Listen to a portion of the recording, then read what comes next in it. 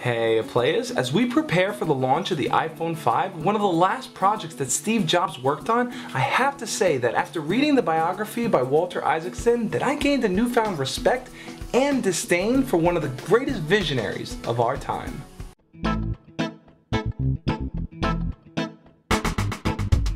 Steve Jobs was nothing short of a celebrity CEO, someone recognized so well within our culture that everyone on a mass scale knew who he was. But as much as I'd love to talk about the tech portions and Apple pieces of the book, what really interested me about the man was his ability to communicate. Growing up, he was so focused on the idea of enlightenment and learning to become a more spiritually aware person. And as the years went on, Steve believed he was already enlightened and was now focused on innovating new products. And yet one of the biggest issues that Steve Jobs faced was relinquishing control. He had to have control of everything. Whether it was cursing out and berating employees for not making a pretty enough interface for the iPod, or even taking responsibility for the birth of his first daughter. Whatever the situation was, Steve controlled it with his reality distortion field. People would say that when you were around him, Steve would make you believe what he wanted you to believe. But whenever you walked away, you somehow came to your senses and realized that his dreams sometimes were just impossible. And yet, even though they were impossible, most of them actually got done. Steve dedicated himself to working with only A players. He wanted to create the best products possible, and those who weren't in that class would get verbally abused for it. If you told this man it took 2 months to get a project done, he'd tell you to get it done in a month. And if he told you he wanted a certain material in one of the Apple products and you told him it couldn't be done, he'd tell you, well, why haven't you created it yet? Steve Jobs was a complete asshole,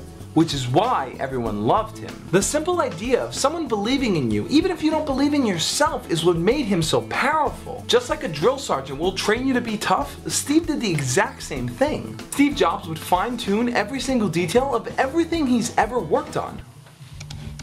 His goal was simple, to bring the best out of everything he's ever been involved in. And the question to ask is it worth it to crush the spirits of others if it means that you'll succeed at the things you apply yourself to?